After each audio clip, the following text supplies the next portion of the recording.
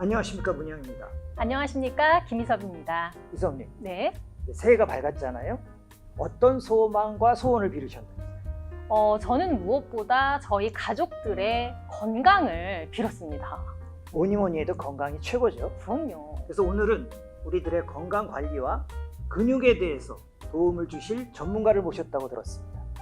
네, 오늘은 인제대학교 부산백병원의 이승훈 박사님을 모시고 하지 건강 그리고 근육학에 대한 이야기를 들어보도록 하겠습니다. 네, 모시겠습니다.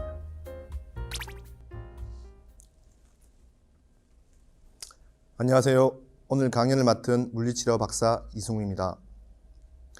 저는 지금 현재 인제대학교 부산백병원에서 물리치료사로 근무를 하고 있으며 20년 동안 제가 근육의 기능과 특징에 관해서 사람들이 누구나 알고 싶고 그리고 배우기 쉬운 알리고자 제 책을 4권이나 집필할 정도로 제 한 젊음의 열정을 한 분야에 쏟아부었습니다. 이를 토대로 오늘의 강의 주제인 쭉쭉 뻗은 다리와 그리고 예쁜 다리에 대한 하지의 바른 성장을 위한 제 이야기를 하고자 합니다. 우리가 평발은 빨리 뛰지 못한다라고 이렇게 많이 알고 있는데요. 과연 맞습니까? 평발은 빨리 뛰지 못한다는 그 편견은 지금 보시는 바와 같이 평발을 가지지 않는 사람과 정상인 발을 비교했었을 때 높이 뛰기 그리고 멀리 뛰기 같은 운동 수행 능력에서 둘 다 유의한 차이가 없었습니다. 그 말은 평발도 빨리 뛸 수 있다는 겁니다. 하지만 평발의 문제가 무엇일까요? 우리가 우선 평발이라는 것은 발바닥이 지면에 닿아 있는 부분이 많이 보였을 때 우리가 평발이라고 합니다. 근데 일반적으로 이 평발에 대해서 잘못 알고 있는 점은 우리가 체중을 지지하지 않는 누워있거나 앉아있는 상황에서도 발의 모양이 평발 모양이라고는 생각을 가지고 있습니다. 이는 우리가 유연성 평발이라서 이러한 평발은 대부분 속하 있는 게 체중을 지지할 때 발바닥의 모양이 저렇게 평발 모양으로 되는 게 대부분입니다. 그리고 앉거나 우리가 누워있을 때 이런 체중을 지지하지 않는 상태에서 평발 모양을 가진 걸 경지성 평발이라고 합니다. 이는 의료적으로 아주 치료가 심한 단계라고 볼 수 있습니다. 평발은 지금 우리가 가지고 있는 문제점 중에 하나인데 이를 극복한 선수 중에 가장 유명한 선수가 박지성 선수입니다. 하지만 평발이라는 것은 우리의 인체의 발의 균형이 인간의 체중심이 안쪽으로 향하게 되고 그 결과 하지의 구조적 부정률로 인해 무릎, 고관절, 골반, 척추까지 이런 균열 성장이 이루어지게 됩니다. 이런 균열 성장으로 아이가 커서 성인이 되게 되면 결국 이러한 스포츠 선수의 관련 종사를 하게 되면 결국은 운동 수행 능력이 감소가 되고 부상이 증가하며 선수 생명이 단축될 수도 있습니다. 자, 그러면 발빠른 조기 발견이 매우 중요한데요. 그러면 어떻게 잘 수 있나요? 이렇게 많이 물어봅니다. 지금 보이는 이 8가지 항목에 한 가지의 항목이라도 해당이 되면 가까운 병원의 전문가와 상담을 하기를 권합니다.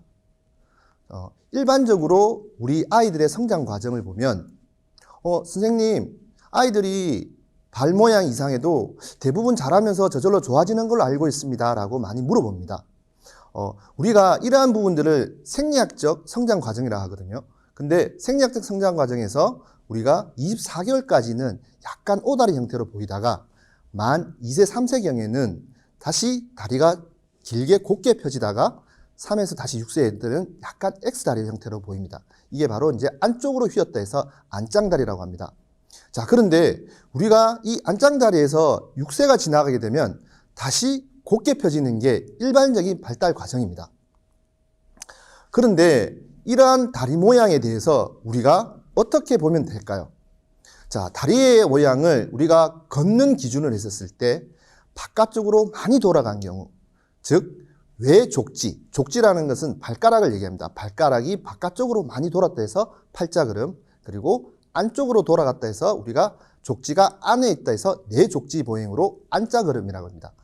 이러한 안자그름의 기준은 걷는 방향의 발과 진행하는 방향에 이루는 각도가 바깥으로 20도, 안쪽으로 5도까지일 때까지 정상 범위에서 우리가 그 기준 안에 들게 되면 정상이지만 그 외의 각도로 넘어가게 되면 팔자걸음과 안짱걸음으로 나뉠 수 있습니다. 자, 그러면 지금 안짱다리와 팔자다리 중에 아이의 성장 과정에서 가장 많이 대부분 차지하는 게 안짱다리 형태가 많습니다. 그러면 선생님, 안짱다리는 어떤 형태를 취하고 있나요? 자, 그러면 우리가 봤을 때 무릎은 외반슬로 되어 있고, 외반슬이니까 안쪽으로 이렇게 모여지는 거고, 내족지는 안으로 이렇게 들어있는 다리로 형태로 되어 있습니다. 그럼 어떤 형태로 봐야 하는가요? 질문을 많이 합니다. 자, 첫 번째 보셔야 될 게 발의 모양을 발바닥 향해서 우리가 보는 경우입니다. 자, 외반슬 내족지라는 것은 특히 내족지에 대한 부분은 발바닥이 발 뒤꿈치에서 중앙선을 가로질렀을 때 우리가 중족지라는 게 2지에서 3지인데 중족지를 향하고 있어야지 정상인데 그 중족지가 아닌 안쪽으로 더 넘어와 버리면 그거를 중족골 내전이라고 합니다. 자, 그리고 두 번째는 우리가 무릎을 기준으로 위쪽으로 대퇴, 아래쪽으로 하퇴로 나눌 수가 있는데요. 이 랜드마크를 우리가 무릎 쪽에 표시를 해서 내측으로 돌려보게 되면 과도한 회전이 일어납니다. 이 외완슬 보행의 하나 형태인데요. 자, 이럴 때 우리가 다시 바깥으로 돌리게 되면 안으로 돌리는 쪽보다 바깥으로 돌리는 쪽이 더 제한이 오게 됩니다. 그래서 안으로는 과도하게 잘 돌아가는데 바깥으로 돌려보면 잘 돌아가지가 않습니다. 자, 그리고 정강이뼈도 무릎 아래에 있는 하태에 있는 정강이뼈도 안으로 과도하게 뒤틀린 경우가 많은데 이때는 발의 내족지 때문에 바깥에 있는 복숭아뼈가 저렇게 튀어나오게 보입니다. 자, 그러면 이런 아이들은 대부분 엉덩이로 앉질 않고 지금 보시는 바와 같이 무릎으로 꿇어앉게 됩니다. 우리가 보통 앉을 때 엉덩이로 주로 많이 앉는데 이러한 안짱다리의 형태를 가진 아이들은 보게 되면 무릎으로 꿇어앉으며 발의 내족지로 되어 있는 부분들이 안쪽으로 이렇게 굽힌 패턴을 가지고 있다 보니까 조금만 걷거나 빨리 뛰게 되면 자기 발에 걸려서 자주 넘어지는 현상이 일어납니다. 자, 그러면 또 이러한 아이들의 가장 우리가 많이 하는 질문이 선생님, 아이들이 성장통이 아니에요? 라고 많이 질문을 합니다.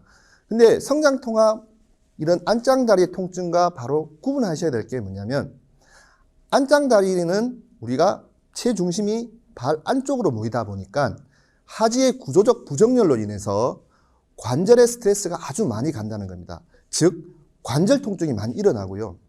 우리가 성장통은 뼈의 성장에 비해서 근육의 발달이 갑자기 일어나는 시기 5, 6세 그때는 아이들이 한참 많이 근육을 쓰고 활동을 하게 됩니다.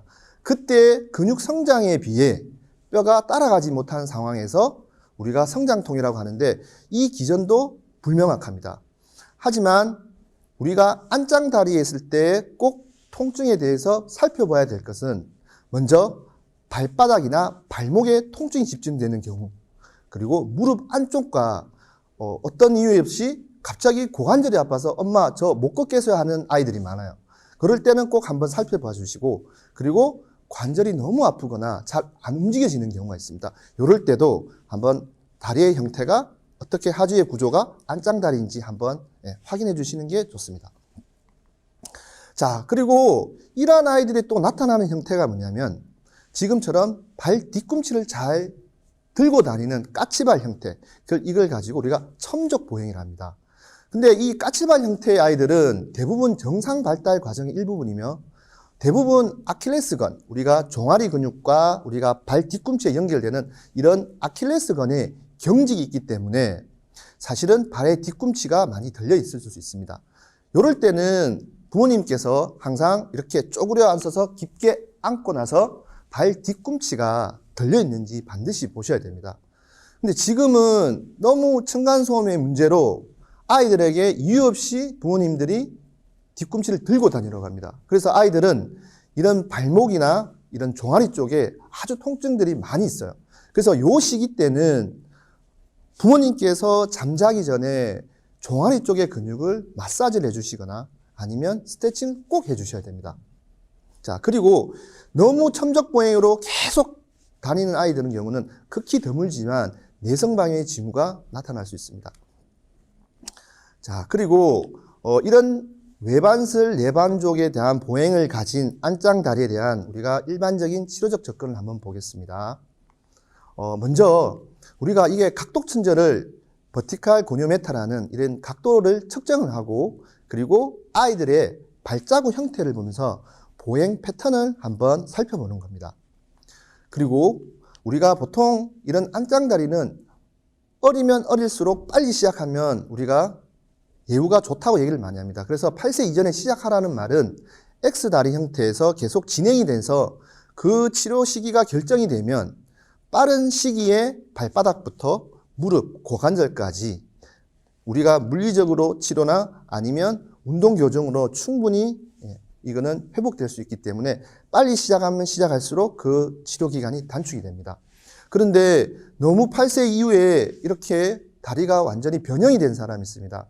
변형이 된 이런 아이들은 어쩔 수 없이 교정기나 깔창을 우리가 처방을 해서 함께 운동치료와 같이 하셔야 됩니다. 자, 우리가 이 깔창이라는 것은 아이들이 우리가 걸을 때 다리 형태에 대한 근육 패턴을 바꾸고 교정기도 그 방향으로 우리가 기능을 못하게 만들기 때문에 아이들한테는 너무 고통이에요. 그리고 너무 힘들고요. 그리고 여러분들이 저 교정기를 매일매일 밤마다 4시간 이상 차고 잔다고 생각해 보십시오. 이거는 정말 아이들을 보고 있으면 정말 가슴이 찡할 정도로 되게 힘든 처방일 수 있습니다. 하지만 치료를 하기 위해서는 어쩔 수 없이 저렇게 8세 이후에 하지가 변형된 애들한테는 저런 처방이 필요로 합니다. 자, 그리고 저희들이 보통 치료에 들어가게 되면 먼저 발바닥이 내족지 보행으로 발바닥에 있는 이런 내재근들이 아주 심하게 짧아져 있어요. 근데 우리가 발의 변형을 우리가 회복시키지 않고 그 발 위쪽에 있는 하지의 부정렬을 우리가 회복시킬 수는 없습니다. 그래서 1차적으로 짧아진 근막을 무조건 늘려라. 그러니까 여러분들이 이런 아이의 형태의 발을 가진 아이들을 보게 되면 발바닥 안쪽이 굉장히 많이 짧아져 있어요. 아주 짱짱한 근막으로 질기게 당겨져 있는데요. 거기를 가볍게 마사지를 시행을 하시면 됩니다. 그런데 근막을 늘리시 아이들이 너무 아파하기 때문에 이거는 아주 부드럽고 천천히 그리고 지속적으로 꾸준하게 계속 이완을 시켜줍니다. 그리고 이러한 아이들이 발바닥에 근막이 늘렸으면 발을 걸을 때 우리가 일반적으로 발목이 들어 올리면서 엄지발가락이나 아니면 나머지 발가락이 자연스럽게 우리가 올리는 형태가 돼야 되는데 이러한 아이들은 발목 자체가 잘 올라가지 않고 그 결과 발가락에 굽힘 현상들이 있기 때문에 발바닥에 아까 우리 근막을 풀었으면 발가락이 올려지는지를 반드시 확인을 하셔야 됩니다. 근데 이 과정이 정말 쉽지는 않을 거예요. 하지만 발가락이 지금 이 아이가 보상작용으로 계속 굽혀 있다 그러면 이 아이의 안짱다리의 패턴은 그렇게 예후가 좋지 않을 수 있습니다. 그래서 발가락의 움직임의 편 운동이 반드시 운동을 시켜야 되는 겁니다. 자, 그리고 치료사가 고관절에 대한 대퇴와 정강이뼈에 대한 바깥 벌림으로 고관절 내전근과 발목 내전 근육을 최대한 스트레칭을 많이 했습니다. 이럴 때는 바로 누운 자세와 엎드린 자세 둘 다 실시를 하고요. 그리고 뒷종아리 근육을 많이 늘리면서 그리고 우리가 아까 말씀드렸던 대퇴 전면 부위에 있는 이런 대퇴 사두근들이 너무 약해지면 일었을 때 어떤 문제가 일었을 수 있기 때문에 이런 대퇴 사두근도 반드시 강화를 시켜야 됩니다.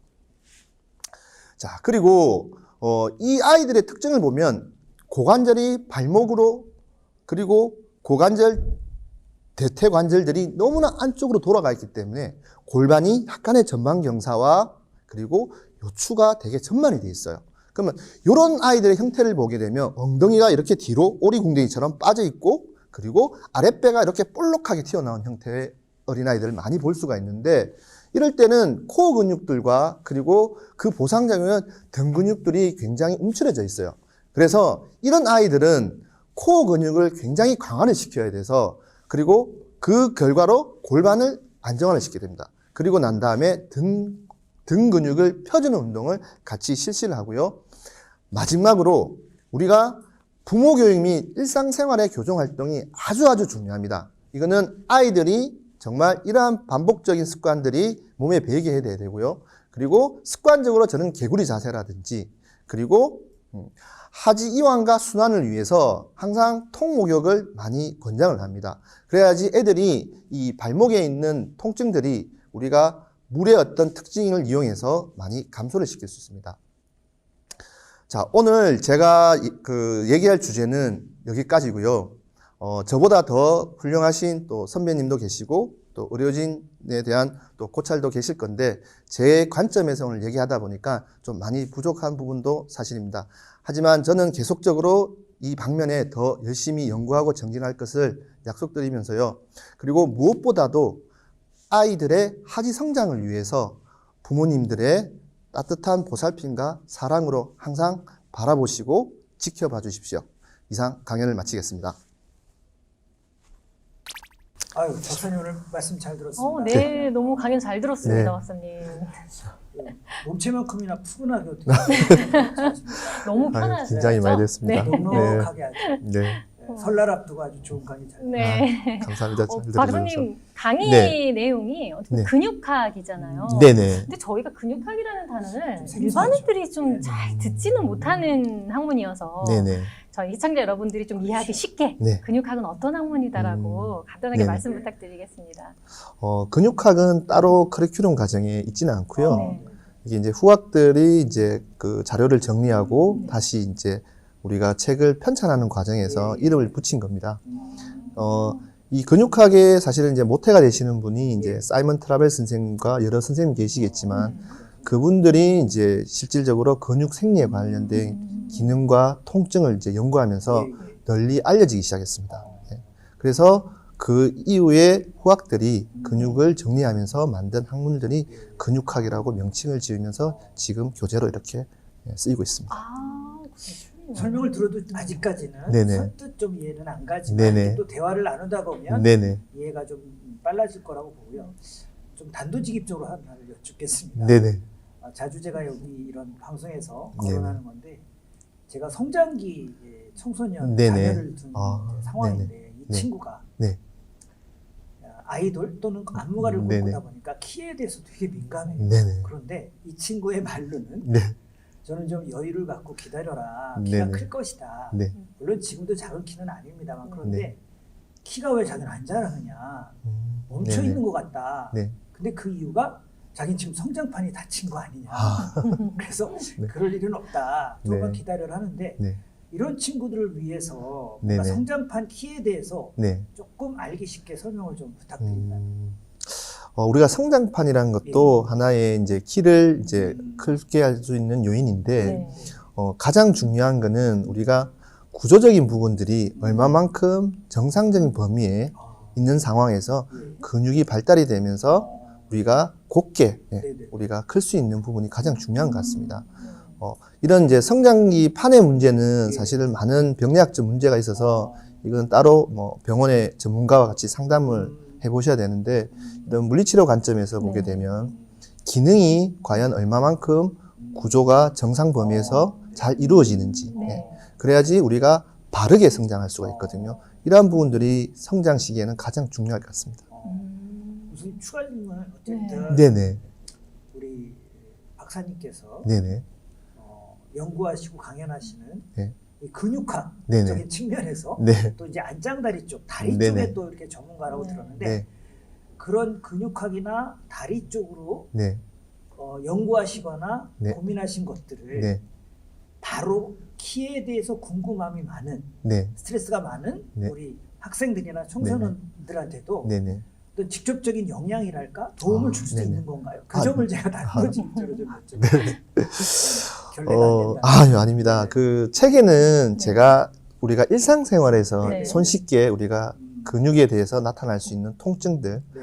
그리고 움직임이 만약에 되지 않았을 때 어떤 움직임을 통해서 어떤 기능이 일어나는지, 네. 그래서 그 근육에 대해서 자세히 네. 설명을 해놨습니다. 아, 네네. 네. 근데 성장기 아이들이 이제 도움이 될 수 있는 것은 그 근육에서 성장을 담당하는 근육들, 예를 들어서 우리가 척추 기립기라든지, 네.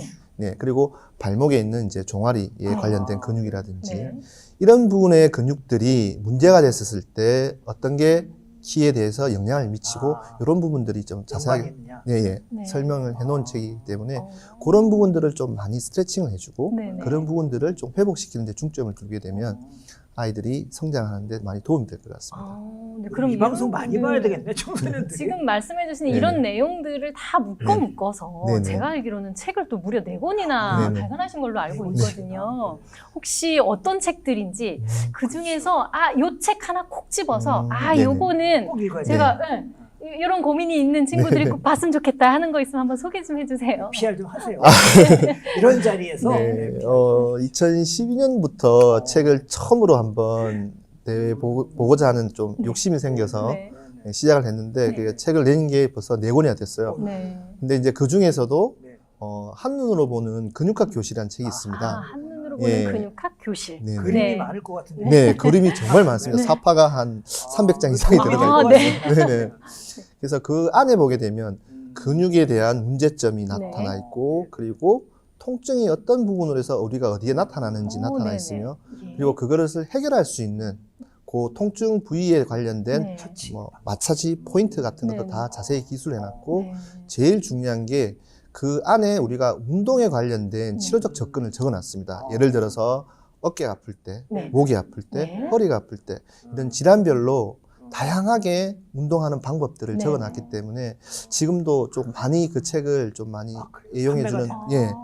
독자들이 많습니다. 좀 더 직접적으로 좋은데요? 네. 만약에 세일즈를 네네. 세일즈를 위한 책은 아니겠지만 네네. 저는 더 많은 판매를 가려면 네. 뭐 이 책을 봐야 키가 큰다 뭐 이런 쪽으로 접근을 하시면 좀 더 네. 많은 네. 판매가 이루어지지 않을까라는 이제 여담으로 드렸고요. 네. 그러면 근육학을 고민하시다 보면 네. 또 저희가 STN 지금 스포츠 채널이잖아요. 네네.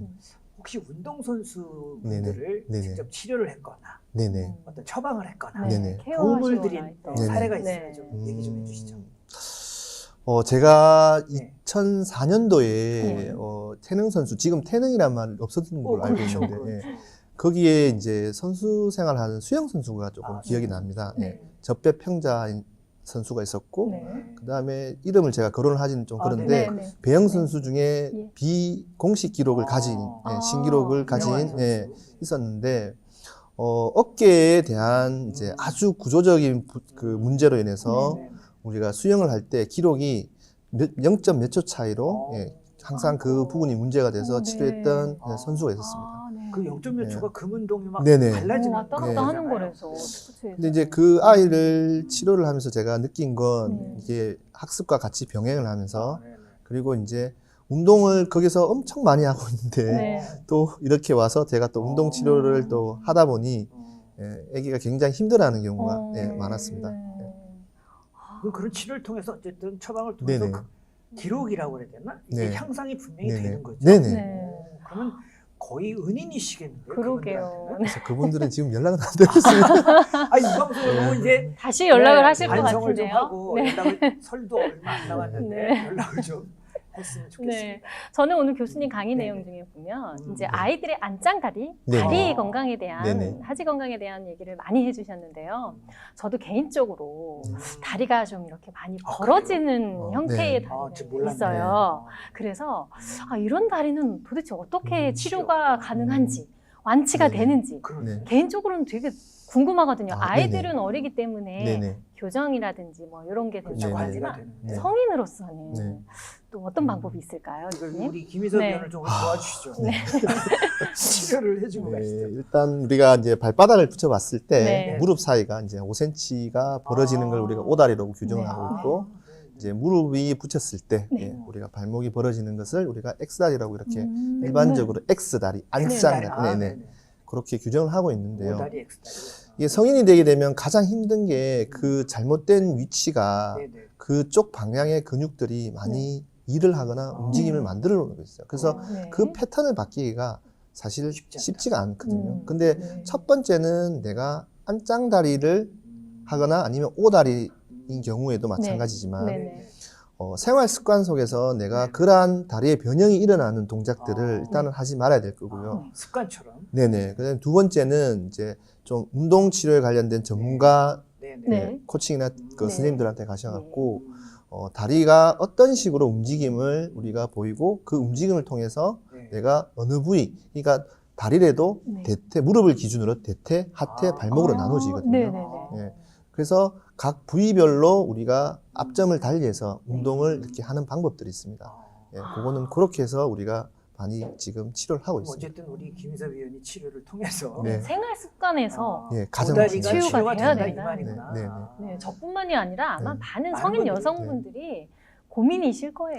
참, 네. 근데 이게 쉽게 바뀌지가 않거든요. 근데 이제 그러니까. 우리가 그런 부분들이 같이 동반이 돼야지 네. 되는 거지, 누군가가 이제 한 사람의 노력으로는 되기가 힘들고요. 그렇죠. 네. 제가 알기로는 박사님께서 지금 현재 병원에서 근무하고 네네. 계신 걸로 알고 네. 있는데 그럼에도 불구하고 또 공부의 끈을 끊임없이 그러니까. 하고 네. 계셔서 박사까지 네. 취득하시더라고요.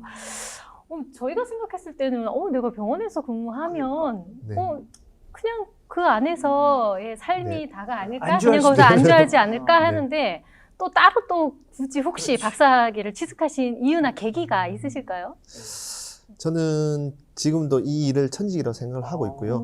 네. 그리고 지금 제가 이제 치료를 하거나 아니면 네. 운동을 시켰을 때 아, 환자가 어떻게 좋아지고 그리고 네. 이게 뭐 때문에 좋아지는지 좀 사실적인 부분을 가지고 좀 네. 증명을 해보고 싶었습니다. 아, 그리고 우리나라뿐만 아니라 외국에는 과연 어떤 식으로 접근을 하는지 이런 부분에 대한 연구가 필요해서 사실은 이제 석사를 마치고 박사까지 이렇게 심층적으로 좀 연구를 하고 싶어서 들어가게 되었습니다. 아, 저는 이제 제가 질문 드리는 게 저희가 네. 혹시 우리 박사님 입장에서는 좀 무식하다 이럴 수도 있지만 아유, 아니. 시청자를 대변하는 거니까 네네. 이해를 좀 해주세요. 네. 시청자 입장에서 정말 궁금한 게 네.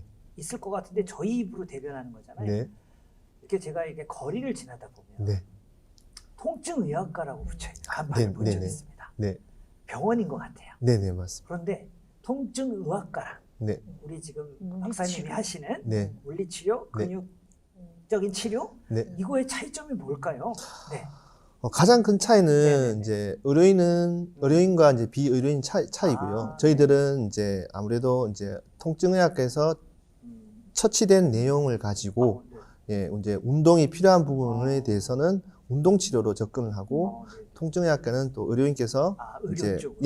약물이라든지 아니면 이런 이제 뭐 비수술요법이라든지 네, 네, 네. 그런 걸 할 수가 있고 저희들은 음, 이제 그런 걸 제외한 제외한 운동이라든지 아니면 물리치료라든가? 그렇죠. 그렇게 치료적인 접근을 아, 우리는 하고 있습니다. 그게 물리치- 차이가 있네요. 네네. 명쾌하게 이제 좀 이해는 됐습니다. 아, 네.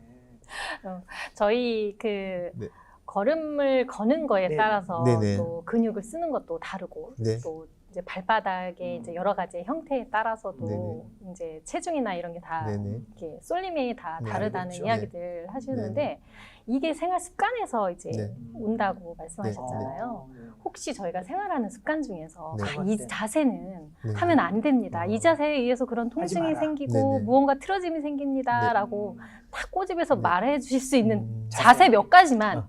좀 네. 설명 맞죠. 부탁드릴게요. 아주 네. 궁금하네요. 네.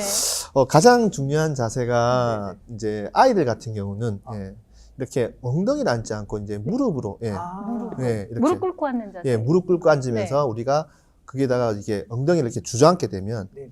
발이 안쪽으로 이렇게 들어가죠. 들어가는 네. 형태가 사실은 굉장히 안 좋습니다. 자세가. 네. 그런데 그 시기에 네, 네. 우리가 안짱다리 하는 애들 같은 경우는 네. 대부분 무릎으로 이렇게 앉는 경우가 많고 네. 그리고 높은 곳에서 이렇게 낮은 곳을 뛸 때 그때는 특히 어린아이들은 가장 하지 말아야 될 행동 중에 하나입니다. 아, 그리고 우리가- 뛰어내기. 예. 그리고 우리 웬만하면은 이제 이런 이제 의자에 앉는 자식 생활이 제일 네. 중요한 거고요. 네. 그리고 우리는 이제 서양과 동양의 문화의 차이가 네. 자식 문화가 많다 보니까 네. 이런 우리가 양반다리 자세, 양반다리. 예. 네. 이게 사실 이제 오랫동안 이런 자세를 취하게 되면 네. 고관절이라든지 아니면 무릎 관절에 변형이 오기 때문에 안 좋다. 예. 그래서 오, 서양 양반 다리가. 네. 네. 서양 다리, 그러니까 서양에 있는 우리가 사람들과 동양인 사람들이 조금 다리의 차이점이 많이 나타나는 게 예, 이런 의자 문화와 이런 앉아서 우리가 자식 문화와 그런 거에 연관이 있습니다. 네. 오, 아, 저희는 양반 다리를 네네. 그렇죠. 많이 하라고 흔히, 하고 네네. 네, 유치원이나 이런 어린이집에서도 네네네. 아이들한테 아빠 다리라고 네네. 하거든요. 맞아요. 아빠 다리 하세요. 네네. 이렇게 해서 네네. 아이들한테 이렇게 네. 바르게 앉는 자세라고 알려주고 하게 하는데 오히려 그런 피해야 될 것들이 자세. 네. 그 상황이 좋게 작용할 수 있는 경우도 있지만 네. 이제 대부분 또 그 자세가 네. 아이들이 장기간 앉아 있으면 네네. 문제될 수 있는 부분들이 네. 많거든요. 네. 그렇군요. 그래서 요즘 식당 가보면 네. 전에는 좌식이었는데 분명히 네. 다 그 이런 테이블식으로 네네, 바뀐 맞습니다. 경우가 네, 많아서 네. 그것도 이제 네. 그런 네. 문화 때문이 아닌가 싶은데요. 저는 여기서 또 하나 궁금한 점이 그 평발들이라고 하잖아요. 네네. 연구할 때. 네. 이제 그쪽 전문도 연구하셨는지 모르겠는데 네. 평발이 혹시 성장하는 데 있어서 네. 뭐 지장이 있는 그런 상황인가요? 아, 키 평발은 큰다거나 성장. 네네. 우리가 이제 평발이라는 게 네. 우리가 보통 보기에는 모양을 보고 네. 이게 평발을 네. 이제 우리가 판단을 하는데 네. 가장 중요한 거는 체중을 실었을 때 평발이 나타나는 경우가 대부분입니다. 근데 체중을 안 실으면 평발이 아닌 것처럼 아니죠. 보여요. 그래서 우리 아이는 평발이 아닌데 왜 평발이라 하지? 근데 이제 체중을 실었을 때 이제 이런 평발들을 이제 네. 유연성 평발이라고 네네. 체중을 실지 않은데도 평발이 되는 이건 경직성 평발이라는데 평발이 지속이 되면 결국은 발 중심이 안쪽으로 이렇게 우리가 무게 중심이 쏠리게 돼요. 네. 그러다 보니까 발이 네. 이렇게 안쪽으로 이렇게 아, 무게 중심이 쏠리다 안쪽으로. 보면 예, 우리가 무릎이라든지 고관절 쪽에서 영향도 주고. 틀림이 오기 시작합니다. 그러면 평발 그 네. 개선하는 게 혹시 할록스 깔창에서도 도움이 되나요? 아, 그 평발은 네. 어차피 아치가 무너졌기 때문에 네. 그 발바닥의 아치라는 것은 그 할룩스 매직에서 가장 강조를 하고 있는 이제 네. 그 우리가 나비큘라라는 이제 우리가 뼈가 있습니다. 그 부위에 우리가 예, 지탱을 지지를 해주는 부분이 있기 때문에 많이 도움이 됩니다. 그것도 또 만병통치 같은데요. 그러네요. 할록스가. 저희 그 어르신들 보면 그런 말씀 하시잖아요. 네네. 아이고 무릎고배야 그렇죠. 이러고 무릎이 쑤신다 그러 이게 맞아. 사투리이긴 네네. 한데 무릎이 쑤셔 무릎이 아파 맞아. 이렇게 하시면서 네. 나이 드신 우리 노인분들 보면 거의 근육이 빠져서 더 아프다고 네네, 하시잖아요. 그런 게 실제로 네. 영향이 있는 건가요? 나이랑 근육적인 연관이 면에서? 건가요? 습관이 영향이 있는 건가요? 나이랑 영향이 제일 많습니다. 아, 이게 네. 40세 이후가 되면 네. 근육량이 이제 조금씩 아. 운동을 하지 않으면 빠지기 네, 시작하거든요. 네. 근데 이제 근육이 빠지게 되면 아무튼 이렇게 우리가 움직임에 있어서 기능을 잘 할 수가 없게 됩니다. 네. 예. 그리고 근육이 사실은 우리가 탄력성 조직이기 때문에 네. 어느 정도의 완충작용이나 쿠션 역할도 해주는 거거든요. 네. 그래서 이제 우리가 뼈로 앉거나 관절로 이렇게 많이 지탱이 될 수밖에 없어요. 근육이 약해지면. 네. 그래서 우리가 관절염도 오는 거고 음. 관절의 스트레스가 많이 받을 수밖에 그럼 없어요. 근육이 잘 잡아줘야 된다는 네네. 거네요. 그러면 혹시 근육학 박사님이 말씀하시는 네. 이 음식이 근육을 늘리는데 도움이 된다? 좋다, 도움이 된다 하는 음식이 혹시 있을까요? 추천 좀 해주시죠. 네. 단백질 어, 쪽인가요? 예, 단백질도 좋습니다. 근데 예전에 제가 네네. 터키의 어떤 한 논문을 봤었는데 네. 우리가 이제 근골격계 질환 환자들을 네. 입원을 시켜놓고 네. 한 2주 동안 그 B12랑 마그네슘, 그러니까 아몬드하고 아, B12에 들어있는 부분에 있는 네. 이제 영양소를 가진 음식들을 일정 기간 동안 처방을 해주고 그 근골격 질환이 개선이 됐다는 보고가 있습니다. 네네. 그래서 우리가 근육에 좋은 거는 견과류, 예. 예. 그리고 예, 견과류. 예, 이러한 이제 뭐 달걀, 뭐 우리가 네. 단백질 음식 네. 이런 부분들이 사실은 근육에는 가장 좋지만 그래도 완전 식품인 단백질에 있는 이제 우리가 계란이라든지 이런 이제 닭가슴살이라든지 네. 예, 이런 부분들이 많이 예, 도움이 됩니다. 그래서 운동하시는 분들이 닭가슴살과 달걀만 먹고 사시는. 그래서 제가 조금 순서를 놓친 질문인데요. 네. 정말 궁금해서 이선님 질문에 바로 이어서 했어야 되는데 저희가 이제 사실은 고령화 시대잖아요. 네네. 그런데 제가 어떤 강연을 우연히 듣다가 보니까 네. 어떤 목사님 강연이었는데 그분 말이 이제 정확한지는 제가 검증을 안 해봤습니다만 그분들이 이제 노인분들을 좀 많이 만나는 이제 네네. 목사님이세요. 여러 가지 네네. 활동 때문에. 근데 노인분들이 돌아가시는 이유가 나이가 들어서 넘어지거나 하면 뼈가 이렇게 부러지거나 네네. 근데 뼈가 안 붙어서 그 뼈 때문에 돌아가신다고 하는 네네. 그 규절을 들었는데 네네. 뭐 마찬가지 이야기겠지만 그 뼈라는 게 나이에서 이제 연관이 있다고 그랬잖아요. 네네. 그러면 뼈 때문에 안 붙어서 돌아가신다는 말이 네네. 사실이냐를 묻기 전에 네. 그럼 어르신들 우리가 고령화 시대니까 어르신들이 네. 뼈가 됐던 근육을 관리하는 방법이 혹시 네. 뭐 운동이든 지금 뭐 네. 음식이든 아니면 네. 자세든 네. 어르신들을 위한 팁을 하나만 좀 주실 수 있을까요? 어른들은 이제 우리가 실버 운동이라서 요즘 많이 매체에도 네. 많이 나와 있거든요. 네. 예. 근데 이제 운동량을 네. 이제 심박수라든지 네. 이제 기초 체력을 가지고 네.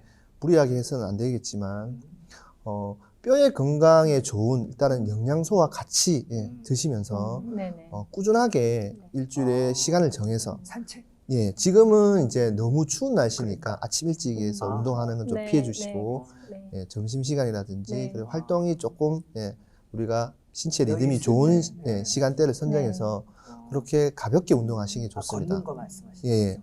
그리고 좀 더 근력이라든지 이런 부분적으로 문제가 있는 곳으로 우리가 만약에 집중적으로 하게 된다면 네. 전문가와 상담해서 아. 같이 하시는 게 좋습니다. 음. 넘어지게 되면 네. 아까 그렇죠. 말씀하셨처럼 뚝 부러지잖아요, 노인분들은. 네. 맞아요. 저희 어르신들 어머님 사실 그렇죠. 네. 림파길 걷다가 저 싫어한데 뚝 네네. 부러져가지고 오랫동안 고생하셨거든요. 이게 안 고생하셨구나. 붙으니까 젊을 네. 때만큼. 이게 보통 고관절이 이렇게 부러지면 네. 자꾸 돌아가신다는 말을 예, 그분이 이렇게 그랬어요. 듣는데 그게 고관절 때문에 돌아가시는 게 아니라 네. 고관절이 부러지게 되면 우리가 가장 중요한 게 우리가 직립보행 그러니까 아. 기립을 하면서 네. 걷는 게 굉장히 힘들어져요. 편해지죠. 예. 아, 왜냐하면 네. 보조기를 차고 있고 그렇죠. 그리고 이게 아물 때까지 걸을 수 있는 시간들이 많이 우리가 걸리거든요. 근데 너무 근력이 없거나 기력이 없으신 분들은 네. 결국은 걷지를 못하고 계속 누워 있는 상태가 돼야 돼요. 네, 네. 그러면은 그 누워 있는 상태에서 우리가 내과적인 순환이 되지 않아서 뭐 몸이 폐혈증이라든지 많아지는 그래서 여러 가지 다른 합병 합병증 때문에 때문에. 돌아가시는 네. 거지 네. 그것 고관절이 때문은 아니에요. 그래서 아, 그러네. 네. 그거 영향으로 활동을 못하니까 네, 다른 네, 장기들이 네, 네. 다 영향을 병이 받아서 네네. 되어서 계속, 네. 침상 유쾌하십니다. 생활. 네. 아유. 저희 병원에 이제 물리치료실에 보면 네. 고관절을 이렇게 프랙처돼서 오시는 네. 분들이 되게 많거든요. 아, 네네. 그래서 그런 분들이 어쨌든 이제 걷고 혼자서 독립할 수 있게끔 그게 가장 도와주는 중요한 것 같습니다. 근데 이게 그 눈길에서 미끄러운 데 네. 넘어져서 다치시는 게 어르신들도 계시지만 우리 네. 젊은 분들도 아, 그런가? 네. 그렇게 삐끗하면 왜 근육이 뭉친다고 그러죠. 아, 네. 네네. 근육이 뭉친다고 그래서 이거를 어떻게 치료를 하냐 물리치료를 뻐근하다. 받으시러 다니시기도 네, 하고 이렇게 하시는데 네. 바쁜 우리 직장인들에게는 또 그것도 여의치 않잖아요. 네네. 혹시 집에서 네. 근육이 뭉친 그런 현상이 발생됐을 때 네네. 좀 셀프로 할 수 있는 우리 이런 이선님은 물리치료 저 기법이 그 혹시 있을까요? 안 찾아뵙고 집에서 자꾸 뭔가 아주 그냥 뭐 네. 알뜰하십니다. 아 이럴 때 이렇게 박사님께 좋은 네. 정보를 생활팁. 네. 요즘은 뭐 마사지하는 도구도 많이 나와 있고요. 네. 그리고 매체에서 또 어떤 운동이 좋다는 것도 많이 나와 있는데 예. 저는 그래도 이제 직장이냐 그러면 네. 많이 앉아 있고 네. 그리고 또 활동량이 많이 적기 때문에 네. 우리가 이제 앉아 있는 상황에서 네. 가장 많이 에너지가 네. 많이 소비가 되는 곳이 이제 어깨라든지 네. 그리고 등이 항상 굽혀져 있기 예. 때문에 등 펴는 운동을 가장 많이 권해주고 등 펴는 싶고 등을 피는 거. 네네. 네. 그리고 우리가 이렇게 고관절이 계속 이렇게 굽어 있는 상태가 되다 네네. 보니까 고관절을 조금 스트레칭할 수 있는 운동을 하게 되면 평상시에 근육이 뭉쳐지는 현상들이 많이 줄어들 수 있습니다. 그럼 우리가 왜 피곤할 때 손에 깍지를 껴서 진짜 앞으로 쭉 네네. 하거나 위로 올리고 네네. 왼쪽 오른쪽 이렇게 푸는 것도 네네. 이제 그런 효과를 가지고 올 수 있는 방법이네요. 네. 아까 강의에서도 그 코어와 관련된 얘기를 네네. 해주셨는데 네. 그것도 어떻게 보면은 하나의 연관된. 네. 네, 맞습니다. 예. 오. 우리가 코어 근육이라는 것은 네. 아주 이제 움직임을 담당할 수 있는 이게 조절을 하는 근육이기 네. 때문에 코어 근육들이 많이 약해 있는 경우가 많거든요. 예. 그래서 우리가 지금 복근이라든지 네. 아니면 우리가 이제 뼈를 잡고 있는 이런 근육들이 대부분 코어를 이루고 있는데 그런 근육들은 이제 우리가 운동량이 부족하거나 네. 아니면 활동량이 자꾸 떨어지게 되면 그런 근육들이 제 기능을 못해서 급작스러운 우리가 움직임과 그리고 급작스러운 동작에서 좀 네. 근육이 많이 손상을 받을 수가 있습니다. 근육이 늘는다고도 얘기하죠. 그 박사님 입장에서는 아니 이 사람들이 왜 이렇게 내가 예상치 못하는 질문들을 네. 많이 하나 지금 혹시 혹시 당황스럽습니다. 또 그랬을 수 예. 있으나 네. 잘해주고 계시고요. 또 네. 인상만큼 푸근하게 답변을 잘해주고 계시는데 저희가 이런 기회 아니면 네.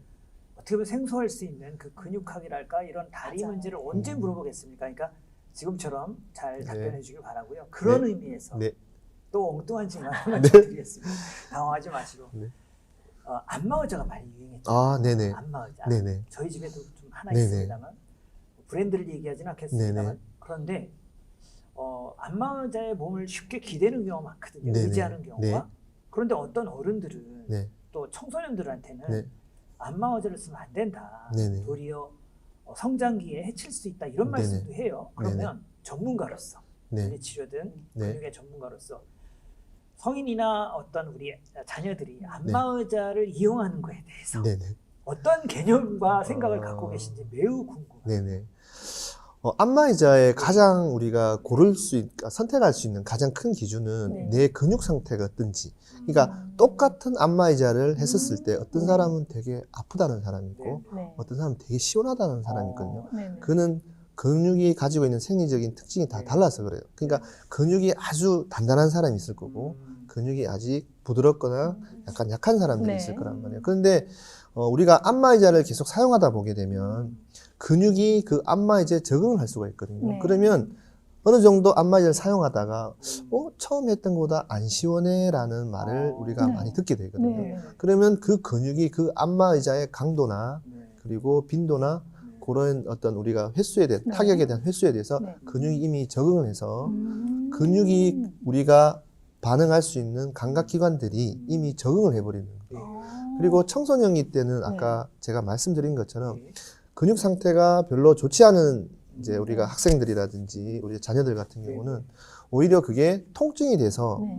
나도 모르게 긴장을 하게 돼요. 네. 그러면 오히려 받고 나면 몸이 더 안 좋다. 좀 안 좋을 수도 있습니다. 안마의자의 장단점을 또 네. 그리고 그 그러네요. 롤 네. 자체가 네. 내 체형에 안 맞으면 뼈를 이제 계속 자극을 할 수 있어서 하는 경우. 네. 근데 그래서- 워낙 간편해서 네. 사실 네. 이용하는 네. 거잖아요. 집에 네. 눈앞에 있으니까. 맞아요. 근데 대부분 네. 다 요즘은 또 그 네. 강도 조절이 다 되니까 네. 맞아요. 네. 좋게 많이 네, 나왔죠. 네. 또. 지금은 뭐 초기의 버전보다는 워낙 잘 맞춰서 나왔기 때문에 우리 박사님의 라이벌은 혹시 그 안마의자 네. 생계 라이벌은 네. 안마의자가 아닐까 싶은데 여담입니다. 네, 저희 방송이 그 STN 네. 스포츠 TV이다 보니 네네. 아마 이 스포츠와 관련된 네네. 또 시청자분들 많이 계실 겁니다. 네. 그러면 우리 운동선수들에게 네, 네. 부상이나 네. 이런 것들을 예방할 수 있는 네. 하지 운동 방법이 있으면 네. 소개 부탁드릴게요. 가장 중요한 거는 네. 우리가 웜업이라고 하죠. 운동하기 전에 예, 예, 웜업? 근육을 네. 약간 데펴준다. 예, 근육이 네. 이제 길이 장력이 충분한 이제 가동할 수 있는 상태로 만들어주는 게 중요하기 때문에 가장 예방할 수 있는 것은 운동을 시작하기 전에 근육의 길이 장력을 충분히 적절한 길이로 확보해주고 네. 장력도 적절한 장력으로 우리가 장력으로 만들어준 다음에 운동을 하는 게 가장 예방에 도움이 됩니다. 네. 그리고 운동을 굳이 뽑는다 네. 그러면 네. 일단은 발에 대해서는 종아리 근육을 조금 늘려주는 종아리. 거고요. 네. 네. 그리고 우리가 몸통 스트레칭을 할 때는 우리가 등 근육이라든지 옆구리 근육들을 네. 최대한 좀 스트레칭을 해서 시작하는 게 좀 손상을 많이 방지할 수 있습니다. 그렇군요. 네. 근데 박사님의 그 어떤 주력이라고 해야 되나? 네네. 근육학이긴 하지만 네네. 제가 이제 들은 어떤 인포물은 네. 발도 있고요. 네. 또 다리도 있고 네. 아까 말씀하신 이제 전체 근육도 얘기하시는데 네. 혹시 주로 된 포커스라고 해야 되나? 네. 주로 전문적인 거는 발인가요? 다리인가요? 전체 근육일까요? 어느 쪽이 혹시 더 예민한 포커스가 있으실까요? 저는 어깨를 되게 어깨 네, 쪽? 네. 어, 어깨를 아까 안짱다리 막 많이 네, 얘기하시고 어깨를 많이 좀 제가 다루신다 이거죠? 예, 좀 중점적으로 예. 이유 어깨 질환이 뭐 저 역시도 지금 어깨 질환에 조금 시달리고 있거든요. 아. 예, 아무래도 근무 형태가 또 어깨를 많이 쓰다 보니까 네네. 예.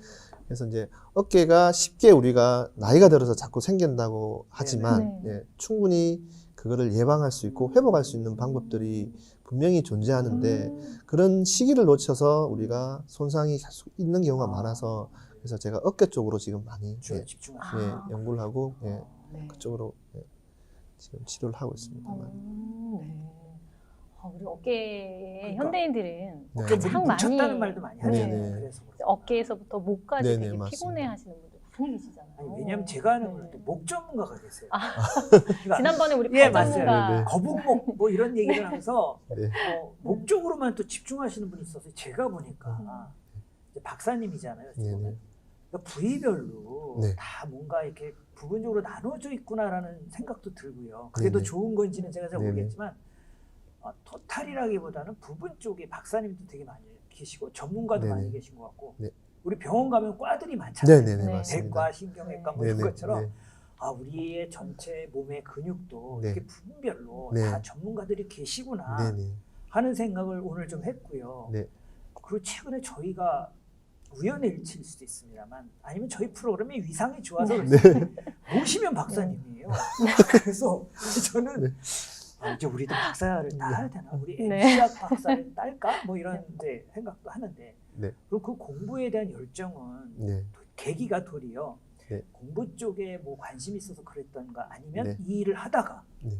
더 많은 지식을 쌓아야 되겠다라는 네. 생각 때문인지 네. 아니면 죄송하지만 명예에 대한 부분 때문에 네. 어떤 계기가 공부를 계속 하시게 된 계기는 어느 쪽에 더 있었을까요? 무게가? 저는 일단 환자를 치료하면서 네네. 그 환자 회복되는 예, 그런 기전이라든지 네. 그 회복이 안 되면 뭐 때문에 안 되는지 네. 우리가 알고 있는 학문보다 좀 더 선진국이라든지 이게 더 발달된 나라에서 치료는 어떻게 하는지 거기에 너무 관심이 많아서 사실 계속적으로 이제 연구를 하고 공부를 하게 됐거든요. 예, 그러다 보니까 사이먼 트라벨 선생이라는 이제 근육 생리를 최초 연구하신 분을 유명하신 만나고, 분인가? 네네, 돌아가셨는데 그분의 명언이 있습니다. 뭔데요? 그분의 소개해 명언이 주시겠어요? 예, take care of your muscle, they will take care of you라는 말이 있습니다. 이 말은 네가 근육을 잘 관리하면 근육은 너를 지켜줄 것이라는 말이 있거든요. 명언이네요. 이거 네. 우리가 방송만 아니면 적어야 네. 되는데. 이분이 근육에 관련돼서 정말 대가시다. 선구자인 개척가이시기 때문에 그 후학들이 많은 영향을 받고 지금도 근육에 관련돼서 계속 연구를 하고 있는 것 같습니다. 네. 그러시군요. 그러면 오늘 저희가 이제 오늘은 공익적인 마지막 질문을 제가 드리도록 하겠습니다. 정통적인 네. 마지막 질문이 저희가 꼭 드리는데 그러면 우리 근육학 박사님 네네. 이승훈 네네. 박사님께서는 앞으로 네. 어떠한 꿈과 네. 비전을 갖고 계신지요? 또 포부. 네. 네. 그리고 거기에 또 이어서 네. 질문을 좀 답변해 주시는 게 후학들도 지금 양성 네. 중이시잖아요. 근데 이 분야에 네. 어떻게 보면 좀 비전도 보이는 듯 네네. 하는데 네. 어떻게 보면 좀 선뜻 네. 나서기가 어려운 부분일 수도 네네. 있어요. 그런 양면이 있을 것 같아요. 네네. 그래서 후배들한테 네. 해주고 싶은 말까지 묶어서 네. 한번 네. 정리를 해주시면 네. 좋겠습니다. 지금 저는 이제 저희 딸아이가 지금 한 6세에서 7세, 지금 7세거든요. 근데 이런 성장 과정을 볼 때 부모들이 아이들이 뭐 때문에 지금 이 발달 과정을 거치는지 잘 모르기 때문에 네. 지금은 이제 아이 쪽으로 제가 초점을 많이 맞추고 있습니다. 사실은 이제 아이들은 그 시기를 놓쳐버리면 그게 나중에 되게 안 좋은 결과로 오는 네, 경우가 좀 맞아요. 많더라고요. 네. 그래서 뭐 다른 부분보다 제가 전문적으로 하고 있는 이제 기능과 움직임에 네. 관련돼서는 좀 더 아이들 쪽으로 지금 집중을 하고 있고요. 좋네. 이쪽으로 도전하시는 이제 뭐 물리치료사를 꿈꾸는 많은 후배님들은 꼭 드리고 싶은 말은 네. 이 직업이 소명의식이 있어야 되는 것 같아요. 책임감 같은. 네네. 네. 왜냐하면 일 자체가 사실은 우리가 어떤 이제 입으로 처방을 하거나 네. 아니면 뭔가 이제 글로 써서 그 사람한테 우리가 뭔가 도움을 주는 직업이 아니라 직접적으로 부딪히고 컨택을 해서 그 사람의 기능을 만들어주고 그리고 그 사람의 근육을 다시 사용하게끔 네. 아주 온 몸을 환자분한테 다 바쳐야 되는 네. 이런 사명감이 없으면 하기가 어렵다. 사실은 이제 조금은 이제 하기 어려운 건 아니지만 네. 그래도 자기가 이런 분야에 대해서 네. 되게 정진할 수 있는 소명감. 조금 힘들 수도 있을 것 같아서 이런 소명의식들이 있다 그러면 정말 다 좋은 결과를 가질 수 있을 것 같아요. 네. 야, 이거 되게 중요한 분야네요. 맞습니다. 지금 들어보니까 네. 어린이들한테도 그렇지만 아까 노인분들 얘기 많이 네. 했잖아요. 네. 네. 그분들을 케어하거나 관리해주는 역할을 하시니까 정말 중요한 일을 하시는구나 이런 생각이 새삼 드네요. 네, 오늘 그 중요한 이야기와 네. 또 저희에게 생활 속에서 네. 네, 많은 또 지혜를 나누어 주셔서 진심으로 감사드립니다. 오늘 네. 함께 해주셔서 감사합니다. 네, 네. 감사합니다. 고맙습니다. 다음에 한 번 더 모시고 네, 싶습니다. 네. 알겠습니다. 감사합니다. 네. 네. 네, 오늘은 인제대학교 부산백병원의 이승웅 박사님을 모시고 우리 하지 건강에 대한 많은 이야기를 나누었습니다. 오늘 이 시간 이것으로 마무리하고요. 저희는 다음 주에 다시 뵙겠습니다. 감사합니다. 고맙습니다.